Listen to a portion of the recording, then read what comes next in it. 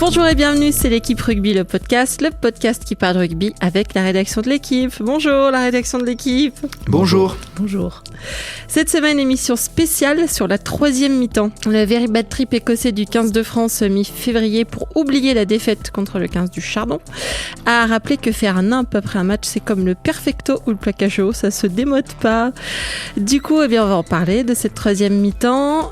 D'abord, on va faire comme un philo, on va définir le concept, puis on se demandera si le rugby n'aurait pas un problème de festivité qui la dépasse, la troisième mi-temps. Et pour finir, on va carrément s'interroger, se demander si elle n'est pas condamnée.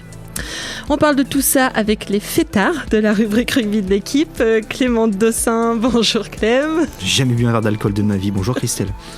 Dominique Sartel, salut Dom. Salut, moi j'assume. Et Jean-Christophe Collin, salut JC. Moi aussi, je revendique pour pouvoir bien parler du sujet. Eh bien, vous savez tout, alors flexion, lié, jeu. Alors, la troisième mi-temps, qu'est-ce que c'est ? Selon les définitions conjointes du Petit Webélis illustré et des valeurs du rugby pour les nuls, c'est un moment de convivialité partagé après un match de rugby entre coéquipiers, mais aussi avec les adversaires, lors duquel on mange, pas 5 fruits et légumes, et on boit, pas de Schweppes agrumes, en refaisant le match. Puis on reboit, toujours pas du Schweppes agrumes. On met la musique un peu plus fort pour chanter les lacs du Connemara et les oies sauvages. Voilà. Ou pas. On n'est pas du tout dans l'image d'Épinal, là. Hein. C'est exactement ça, la troisième mi-temps, Clément. Oui, ce qui est important dans la définition que tu viens de donner, c'est tous ensemble en fait, tous ensemble de l'équipe, ouais. Et avec l'adversaire. C'est ce moment d'échange-là qui est le principe de la troisième mi-temps, celle qui suit les deux autres, quoi. Et ensuite, évidemment, dans une troisième mi-temps, on sait où elle commence, on ne sait pas comment elle se termine, et il se peut que certains la prolongent davantage, ailleurs, etc., etc. Mais le point de départ, quand même, il est là. Et puisque tu parlais vite fait de la troisième mi-temps d'Édimbourg, j'ai pas le sentiment que ça ait vraiment été ça dès le début, quoi. On pourra en parler, c'est compliqué dans le rugby professionnel aujourd'hui d'avoir une vraie troisième mi-temps dès le début. Effectivement, apparemment à Édimbourg, c'était pas ça du tout, puisque seul un groupe de joueurs entre 10 et 15, on va dire, est sorti, alors que plusieurs joueurs, dès 22h30, sont allés se coucher, après le pot du président, qui est un peu une tradition. Et surtout, le capitaine, Guillaume Guirado, qui l'a dit lui-même, est allé se coucher. Donc, c'était pas cette idée d'être ensemble. C'était, ça n'empêche pas qu'on a le droit de sortir aussi, hein, mais en tout cas, je pense que c'était pas une troisième mi-temps comme avec cette espèce d'objectif soit de se ressouder, soit de se dire des choses.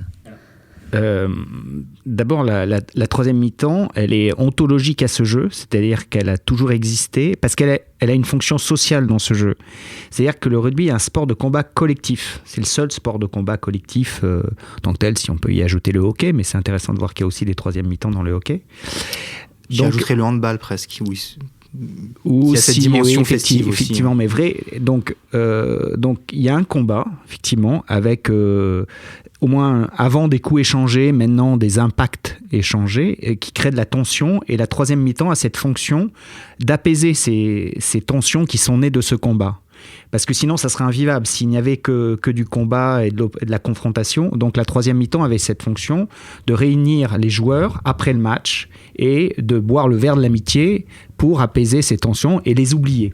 Et aplanir des différends qui pouvaient surgir d'un mauvais coup. Voilà, de s'expliquer, de partager, de se connaître, de se comprendre. Parce que c'était aussi, avant le rugby, l'occasion de vivre sa jeunesse et d'aller dans des coins qu'on ne connaît pas, d'aller de l'autre côté de la montagne, découvrir l'autre, le rencontrer, et de le rencontrer à l'occasion de cette troisième mi-temps. Donc ça avait vraiment une fonction sociale fondamentale vis-à-vis de l'adversaire, mais aussi à l'intérieur même de l'équipe. C'est-à-dire que le jeu de rugby était composé de gens qui ne se ressemblaient pas, notamment socialement. C'est-à-dire que ça réunissait dans un village ou dans une ville des gens qui, dans la journée, dans la semaine, n'avaient pas l'occasion de se rencontrer parce qu'ils occupaient des fonctions sociales différentes dans des ouvriers, le notaire, le médecin, le paysan, et qui se retrouvaient le dimanche, enfin le jeudi soir à l'entraînement, le mardi et le jeudi soir à l'entraînement, et le dimanche, et ils faisaient un match de rugby ensemble et le soir, ils allaient boire un verre et c'était l'occasion de se parler. Alors effectivement, il y a la fonction un peu expiatoire de l'alcool qui désinhibe et où on arrive à se parler davantage et à se comprendre et à échanger et pour construire une équipe. Donc voilà, bien rappeler qu'au départ, c'est ça la troisième mi-temps. Ça, je pense que ça existe encore dans les équipes, mais pas après les matchs, justement. Ça existe, c'est un peu ritualisé, ça, lors des stages ou lors des débuts de saison, où les équipes font justement ces espèces de soirées avec des jeux, avec des jeux à boire, des chansons, ils font des jeux de rôle, je sais pas ce qu'ils font, et ils boivent pas mal, et pour se connaître en tant qu'équipe au début de saison, peut-être parce que beaucoup de joueurs tournent, changent de club, il y a besoin de ça, mais ça reste, il n'y a plus l'adversaire, je trouve. Mais là. Parce que c'est ce que j'ai dit, elle est vraiment liée à la nature du jeu. Et c'est pas anodin si on retrouve des troisième mi-temps dans le monde entier. Moi, je suis allé faire pas mal de reportages dans des petites nations de rugby, en Afrique, dans les pays de l'Est, etc. Et alors, de cultures complètement étrangères aux pays anglo-saxons dont sont originaires le rugby. Et pourtant, ces troisième mi-temps existaient et on leur avait pas appris, etc. Elles étaient nées parce qu'elles sont liées. Elles sont vraiment liées à ce jeu, à la nature de ce jeu. Donc, dans le temps et dans l'espace, ça a toujours existé. Et ça existe encore chez les jeunes. C'est-à-dire que les cadets, les juniors, ils font même dans les grands clubs. Voilà, tous les joueurs qui sont aujourd'hui en équipe de France, qui sont sortis en Écosse, ils ont grandi avec ça.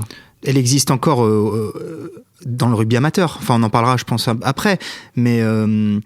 Voilà, je vais pas vous raconter ma vie, mais j'ai longtemps joué au rugby amateur et c'est vrai que je le faisais peut-être pas systématiquement, mais j'aimais bien aller retrouver mon vis-à-vis après le match et lui payer un coup. Voilà, c'était une manière, même si on échangeait 3 banalités, ou parfois on n'avait pas grand-chose à se dire, parfois ça devenait passionnant, mais c'était une manière de marquer le coup, quoi. Il y avait souvent une bière payée par l'adversaire en retour, et voilà. Et on passait... Ça veut pas dire que toute la troisième mi-temps était passée avec l'adversaire, ça pouvait durer de 10 à 30 minutes, j'en sais rien. Mais je trouvais que c'était quelque chose d'important. Et c'est vrai qu'aujourd'hui, au niveau professionnel, en fait, les joueurs ne s'appartiennent plus d'une certaine manière dès que le match est terminé, ou en tout cas dès ils peuvent. Il y a cette bière qui va être bue dans le vestiaire, ça on le voit encore assez souvent, en commun. Même pas à l'abri des caméras, puisque maintenant les caméras sont dans les vestiaires. Et puis ensuite, ils sortent et ils deviennent des représentants du club, et il faut aller à la cérémonie, comment on appelle ça, à la réunion à la réception, merci, des partenaires, pour aller serrer la main de Monsieur Michu qui donne 200 000 € au club chaque année, de Madame Truc, etc., etc. Et donc, dès cet instant, en fait, la troisième mi-temps est morte, quoi. Je suis désolé, Christelle, j'ai peut-être anticipé un peu sur le déroulé, mais donc c'est pour ça qu'il est compliqué, en fait. C'est une des raisons pour lesquelles il est compliqué. Après, il pourrait se retrouver éventuellement. Mais c'est vrai que ça casse un petit peu Mais c'est sûr qu'il y a eu une évolution. C'est-à-dire que quand le rugby est devenu professionnel, et surtout quand on a augmenté les cadences d'entraînement, il est évident qu'avant, elle était systématique. Enfin, il faut le dire, elle était systématique en championnat de France de rugby. L'équipe première sortait tous les dimanches soirs, quoi. C'était systématique. Et puis effectivement, quand on a commencé à s'entraîner et qu'il fallait être là tous les jours à l'entraînement, les joueurs ont commencé un peu à choisir leur troisième mi-temps. Mais ce que tu disais tout à l'heure, c'est très important, c'était choisi collectivement. C'est-à-dire que c'était les tauliers de l'équipe et l'entraîneur avait jamais son mot à dire. Et moi, pour avoir suivi le Stade Toulousain pendant un certain nombre d'années, par exemple Guy Novès, qui est quand même pas le mec le plus cool de la terre pour ce qui est des règles d'équipe, ne touchait jamais à ça. C'est-à-dire que c'était une décision des joueurs, et il se mêlait pas de ça. Il se mêlait pas de ça parce qu'il savait que c'était lié à la vie du groupe, et c'est les joueurs, les tauliers de l'équipe qui décidaient. Ce soir, il y a troisième mi-temps, et ça pouvait être défaite comme victoire. C'est-à-dire à un moment donné, ils estimaient que c'était important que le groupe se retrouve, qu'il fallait se dire des choses, qu'on savait mal jouer ou bien jouer, ou au contraire il fallait marquer le coup parce qu'on avait bien joué, ou alors une très vilaine défaite où il fallait aller traiter les problèmes. Et donc c'était décidé collectivement, et c'est la notion effectivement collective, parce que cette fonction sociale dont on parlait, elle ne peut être validée que si on y est tous ensemble, sinon ça n'a pas de sens. Et l'autre chose, c'est important d'être ensemble aussi quand il y a des conneries qui vont être faites. C'est-à-dire que il y a une responsabilité collective du groupe aussi quand ça commence à partir en vrille. Et c'est là où je suis pas tout à fait d'accord avec Guirado quand il dit je suis pas leur père, etc., etc. Si, quand on est le capitaine, sa fonction ne s'arrête pas à la fin du match. Il est aussi le capitaine après, le soir. C'est-à-dire qu'ils doivent aussi veiller à ce que ça se passe bien, qu'il n'y ait pas de débordement, qu'il n'y ait pas de conneries. C'est-à-dire que là, concrètement, qu'est-ce qu'il aurait dû faire ? Il aurait dû dire aux gars, ce soir, on ne sort pas. Exactement. Oui. Exactement. Je suis assez d'accord avec ça. Le capitaine ne peut pas se défausser de cette responsabilité. Il n'a pas dû lui venir à l'esprit qu'après avoir perdu... Mais c'est peut-être ça le problème, effectivement. Il n'a pas pensé que ça pouvait sortir. Oui, c'est sûr que peut-être possible. Qu'il n'était pas là quand ils ont décidé de sortir, après, dans son etc. Mais ce que tu dis, Jean-Christophe, c'est encore un petit peu vrai. Les leaders de groupe existent toujours et décident toujours de ces moments-là. Enfin, ça, je l'ai constaté un petit peu... Dans quelques clubs. Non mais effectivement, la troisième mi-temps, elle continue d'exister, moins souvent, mais enfin, moi j'ai suivi Toulon quand ils gagnent leur première Coupe d'Europe. Ça avait été assez incroyable de ce point de vue-là. Ils gagnent leur Coupe d'Europe en Irlande, ils font 48 heures de bringue et ils faisaient une demi-finale le week-end suivant. Et Bernard Laporte les avait laissés se gérer en autonomie. C'est un peu cette tradition. Et ils gagnent le week-end suivant contre Toulouse. Donc ça existe toujours, mais effectivement, c'est des moments qui sont davantage choisis. Après, les débordements, là, c'est autre chose. On en parlera. On peut en citer une autre célèbre. C'est pas complètement une troisième mi-temps dans le sens où il n'y a pas l'adversaire, mais... C'est après les Tonga, après la défaite contre les Tonga en Coupe du Monde de 2011, dernier match de poule, une semaine avant un quart de finale contre l'Angleterre où on donne pas cher des chances de l'équipe de France et ils se retrouvent à l'hôtel. Quand Marc Lévremont amène le palier de bière. Voilà, et ils se retrouvent à l'hôtel, ils boivent, bon ça part un peu en vrille, ils font un peu n'importe quoi. Voilà, il y a un cravate caleçon, non c'est ça, cravate caleçon, ils montent au dernier étage de l'hôtel, et effectivement là ils commencent à se dire les choses. Il y a eu plusieurs exemples dans l'histoire, il y a le Stade Français qui était très mal en point et qui joue à Grenoble, ils font une troisième mi-temps où ils reconstruisent l'équipe à partir de là. Puis il y a eu aussi, et c'est pour ça où le rôle des leaders est important, je pense à la troisième mi-temps qui avait eu lieu après la défaite en Coupe du Monde en 2007 contre l'Argentine, défaite en poule, ils se retrouvent à Marcoussis. Ils font ouvrir le baratin et là il y a toute l'équipe et donc effectivement ça part en troisième mi-temps, mais il y a le capitaine Ibanez et Pelouse qui sont là, qui boivent pas trop et qui cadrent les choses et qui vont cadrer les choses toute la nuit. C'est-à-dire, voilà, il y a aussi des responsables, ils restent tous ensemble et il y a des tauliers, des leaders qui cadrent les choses. J'en citerai une autre parce que elle est intéressante là dans la dimension adversaire qui se réunissent. C'est celle de 95 après le match pour la 3e place France-Angleterre où ça faisait... Tu parlais de régler des différends entre équipes. Là, il y avait un lourd passif. Ça faisait 4-5 ans qu'ils se mettaient sur la gueule entre Français et Anglais. Ce match arrive à Durban. La compétition est finie et Français et Anglais se retrouvent au même endroit. Et je crois que certains ont tissé des liens, lors de cette soirée qui perdure aujourd'hui, avec de la mousse à raser. Je sais plus quelle autre connerie, mais voilà, c'est un bel exemple de troisième mi-temps entre deux équipes au plus haut niveau, quoi. Ça, c'est le bon côté de la troisième mi-temps, c'est-à-dire son rôle positif, cathartique quelque part, mais il y a effectivement, et c'est pour ça qu'on en a parlé au moment de l'Écosse, et ça ramenait à la surface tout un tas de troisième mi-temps qui ont basculé du mauvais côté de la force, quoi. Et c'est effectivement, c'est en cela où la troisième mi-temps pose aujourd'hui problème, parce que ce que faisaient des joueurs amateurs ensuite qui étaient de l'ordre de la vie privée, aujourd'hui c'est plus pareil puisqu'ils sont dépositaires, ils ont signé des contrats professionnels, ils sont dépositaires de l'image, de la marque de leur club, et là ça engage d'autres responsabilités et le débat il est là. Mais il n'y en a pas plus qu'avant. On a l'air de dire que ça empire. De débordement ? Oui. Non, il y en a plutôt moins. Oui, et puis proportionnellement au nombre de troisième mi-temps, les débordements ne sont pas légion. Et c'est surtout qu'ils sont complètement médiatisé. Grossi par le... Non, il y a beaucoup de moins... Les gens parlent, pour ce qui est des plaintes, notamment pour agression sexuelle ou viol, avant, il y a quand même l'équipe de Coupe d'Europe de Brive, la fameuse bagarre du Toulzac, où le voyage retour c'était du Pays de Galles, avec des hôtesses dans l'avion qui avaient été malmenées. Je pense que... Ça existe aussi, ça existait avant aussi. Je pense que ça sort maintenant plus facilement dans les médias qu'à l'époque où on a tous connu, où on a même tous peut-être assisté à des troisième mi-temps qui ont dérapé et faut le dire aussi, où les médias ont été complices de certaines choses, n'ont pas révélé certaines choses. Ça ne dépassait pas le monde du rugby. Mais justement, et c'est là que je voulais en venir, je voudrais citer juste un exemple. L'année dernière, c'est le contrôle d'alcoolémie positif de Carter au volant. Qui sort l'affaire ? Closer. C'est un indicateur fort du fait que le rugby est sorti. Enfin, en plus, c'est Carter, donc est sorti de sa petite sphère, quoi, et que donc on peut plus faire n'importe quoi puisque ça va se savoir par des sources policières, judiciaires.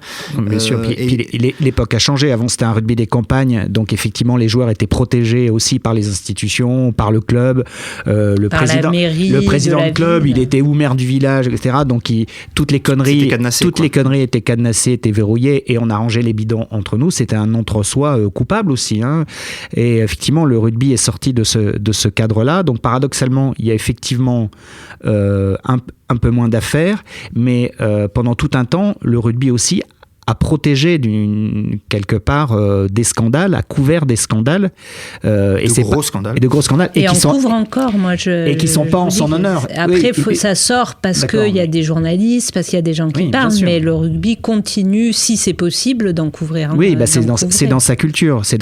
Mais c'est effectivement le rugby, par son entre-soi, a couvert des scandales dont on peut se dire qu'ils n'auraient pas dû être couverts parce qu'il y a eu vraiment des choses relativement scandaleuses, notamment des scandales sexuels, de violences, d'accidents de la route, etc. Et quelque part, c'est bien aussi qu'on soit sorti de ça. C'est-à-dire que les gens font beaucoup attention. Et c'est pour ça que je disais qu'il y a un rôle très important des leaders. Et on sait qu'un groupe qui est ensemble, qui a picolé, peut devenir grégaire, bête, stupide, méchant et dangereux. Et effectivement, c'est pour ça qu'il doit y avoir des garde-fous, mais c'est pas pour ça que cette troisième mi-temps doit disparaître. Mais les gens doivent faire attention. On n'est plus dans la même époque, et j'allais dire heureusement. Le fait que ça soit en groupe permet d'autoréguler certains comportements. Voilà, et c'est pour ça que je peux justement à ce propos citer un excellent papier écrit l'année dernière par une certaine Dominique Issartel ici présente. Et tu avais interrogé, tu t'en souviens même plus Dominique, mais je l'ai sous les yeux, tu as interrogé Christophe Bonnet, chercheur en socio-économie du sport, et qui disait ceci, parce qu'on parle de la dimension de groupe. Donc la troisième mi-temps, c'est toujours quelque chose de très encadré, surveillé, que ce soit par les éducateurs avec les gamins ou par les leaders de l'équipe, et cela explique qu'il y a finalement peu de débordements par rapport aux quantités d'alcool ingurgitées. Sauf que l'individualisme, dont on parlait tout à l'heure, a conduit à des sorties par petits groupes qui échappent au contrôle de l'entité équipe. Et Édimbourg, c'est ça, quoi. Édimbourg ou d'autres. Les Fidjiens du Stade français en début de saison là, il fête un anniversaire. Je pense pas que ce soit même. C'est même pas après un match. C'est en juillet, donc c'est hors. C'est hors propos. Non, pas. Enfin, on peut. Mais c'est vrai qu'ils étaient. C'était pas une troisième mi-temps. Mais voilà, et c'est vrai que je te rejoins, Jean-Christophe. Le groupe, il peut. Le fait que les leaders soient là, voilà, ça peut permettre de réguler les choses. Oui, on a tous connu ça dans une soirée. Quand il y a un qui commence à faire le con, c'est aux autres de le réguler, de le ramener à la raison, de le rentrer, de le mettre dans un taxi et de le faire rentrer chez lui. Quand il commence à mal se comporter vis-à-vis de jeunes filles, c'est au groupe à réguler et le mettre dans un taxi et le faire rentrer. Au contraire, de protéger les autres. Donc ça, il y a une fonction importante des leaders et du groupe dans le comportement de toute l'équipe. C'est-à-dire, on est solidaire sur le terrain, mais on doit les trapper. Est-ce qu'il y a encore cette éducation justement dans les équipes est-ce qu'il y a encore cette éducation dans les équipes justement de montrer les limites aux jeunes rugbymen qui dans la société aujourd'hui sont un peu comme les jeunes à se faire passer des vidéos de soirées avec des filles, à bien rigoler. Est-ce que quelqu'un régule encore ça vraiment ? Moi, je m'interroge sur plusieurs choses. Si on essaie d'analyser, ou de chercher les raisons profondes à ça, le professionnalisme a amené quoi ? A amené à l'abandon du double projet quasiment partout, c'est-à-dire que si, pour résumer, on forme des joueurs et on forme plus des hommes, je dis pas qu'il faut faire des études supérieures pour être quelqu'un d'intelligent, mais au moins ça permet de rester en contact avec la société et de pas vivre dans un entre-soi, de pas être en centre de formation à 16 ans qu'avec des congénères entre guillemets, et voilà, l'éducation, je pense qu'elle passe aussi beaucoup par là, et ces jeunes gens, il y a d'autres choses qui s'ajoutent à ça, la culture du binge drinking aussi, c'est-à-dire que on ne consomme plus non plus l'alcool comme par le passé. Dès que l'autorisation de sortie ou dès qu'elle est donnée ou dès qu'on se l'accorde à soi-même, parce qu'aussi les troisième mi-temps deviennent rares, ça devient il faut y aller à fond, quoi. On est dans la performance aussi mais c'est aussi la manière aussi la manière dont consomment l'alcool les jeunes qui sont autour d'eux, donc c'est plus un phénomène générationnel. Bien sûr. Qu'un phénomène le binge drinking, c'est d'avaler le maximum ouais. d'alcool le plus vite possible pour être sous très vite.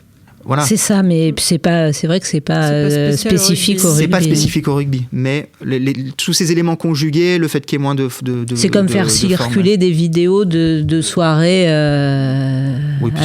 Puisque par principe, on filmait pas. On filmait pas ces ébats. Oui, ou c'est cuite, ou c'est. Mais on peut parler de la. Il y a quand même un problème du rugby avec l'alcool, non ? J'ai l'impression que l'alcool est la base de tout en rugby.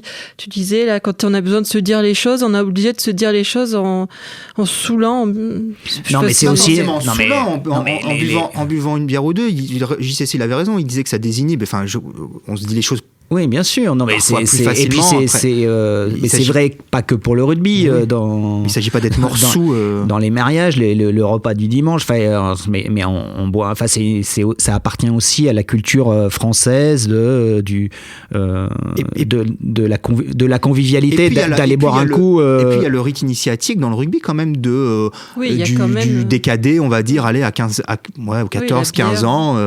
Vous faites un déplacement avec l'équipe première parce que vous avez la chance d'aller jouer un lever de rideau je ne sais où, et puis il y a des packs de bière dans la soute, et puis dans le voyage du retour, mais c'est encadré par les éducateurs, par les plus âgés, et puis on vous donne votre première bière, elle est d'ailleurs infecte en général, et puis mais ça existe, et puis je pense pas que ce soit mal, mais quand ça dérape. Non, mais voilà, le problème c'est quand ça dérape. Ce qui est gênant dans les dernières affaires, moi, qui m'a beaucoup heurté, c'est quand même on a affaire à des affaires d'agression sexuelle, comme ça, et ça c'est pas tolérable, quoi. C'est pas tolérable, et c'est pour ça que justement là on n'est plus dans la convivialité sympa du bière, de la rencontre avec le copain. Là on est dans des affaires d'agression pénale qui sont graves, et donc c'est à ça où il faut être intraitable, là, j'en reviens à la formation des hommes. Oui, mais il y a un comportement où on a l'impression que tout leur est permis pour aller jusque-là, c'est vrai. Oui, il y a peut-être certainement un sentiment de toute puissance qui s'installe. Maintenant, c'est des joueurs un peu stars où effectivement, ils sont un peu en train de sortir de la société réelle, parce qu'il n'y a plus le double projet, comme tu le disais fort justement. Donc, effectivement, il y a peut-être un problème de comportement individuel, de sentiments, où il n'y a plus de barrières. Qui n'est pas spécial aux Français, parce que tu disais que c'était culturel, mais je regardais, là, en Nouvelle-Zélande, ils ont mené une enquête sur les écarts de conduite des All Blacks. Ça a été nommé respect et responsabilité.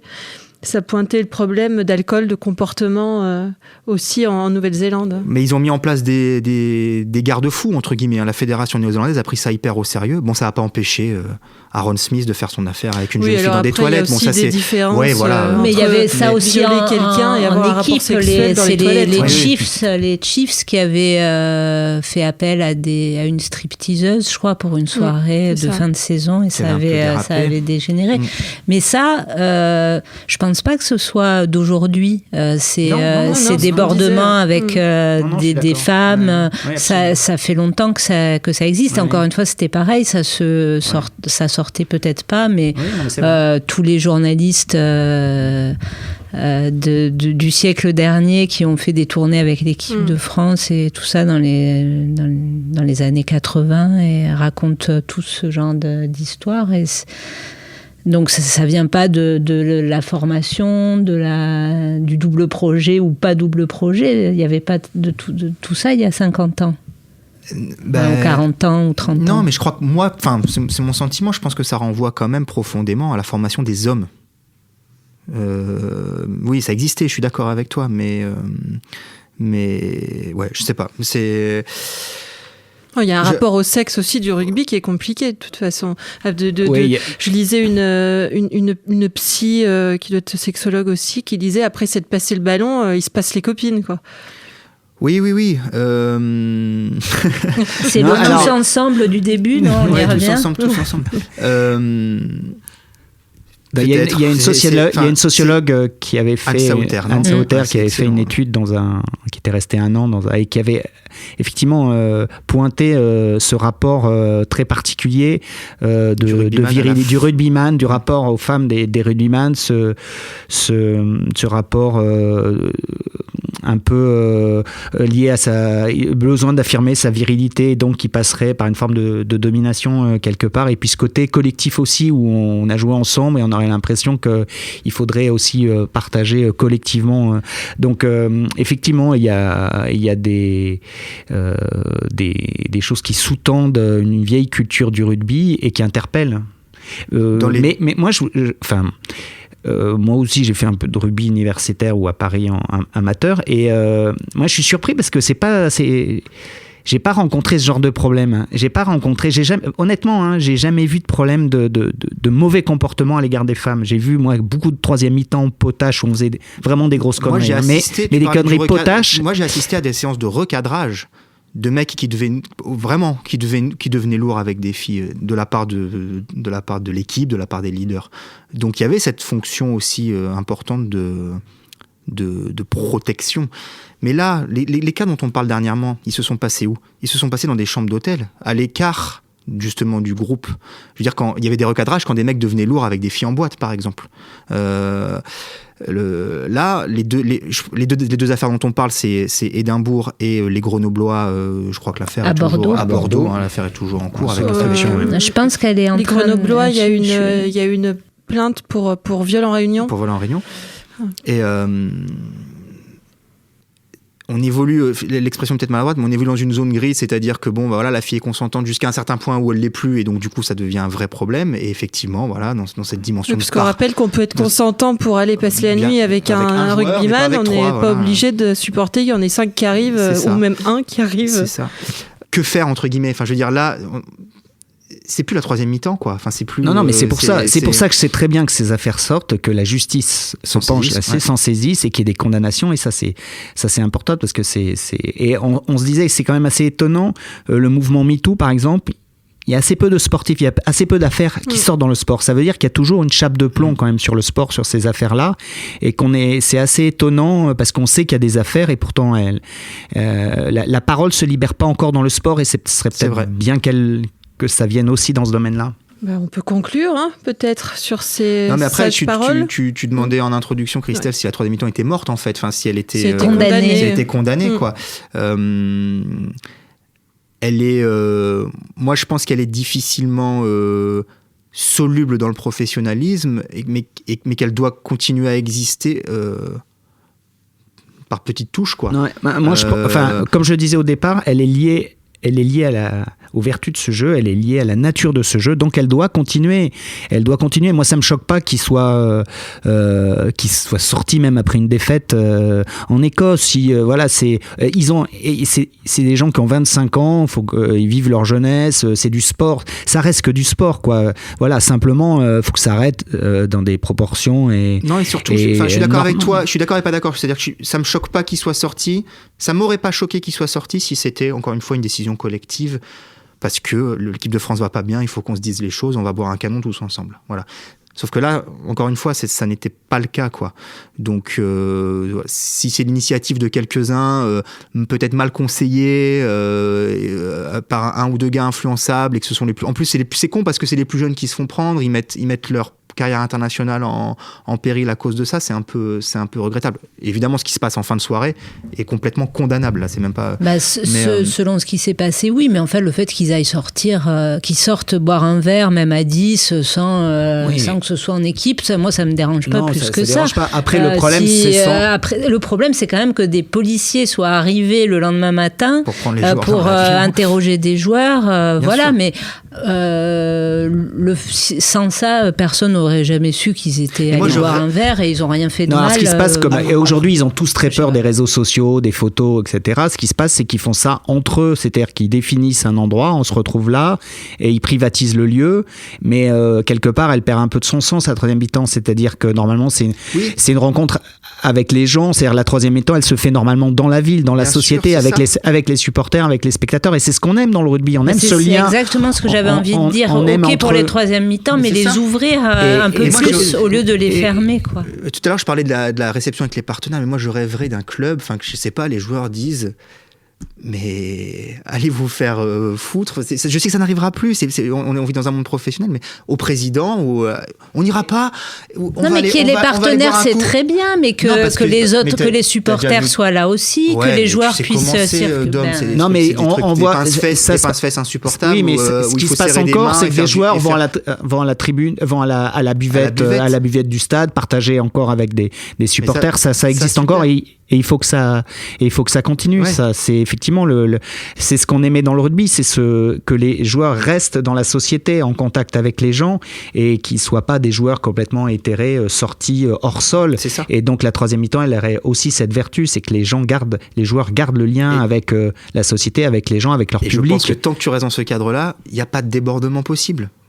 Ou moins facilement, parce que voilà, comme tu dis, t'es pas hors sol, t'es pas dans un lieu privatisé où tu peux te binge drinker jusqu'à plus soif. C'est là qu'ils ont le plus de chances de faire des rencontres intéressantes. Voilà. C'est des gens comme nous, quoi.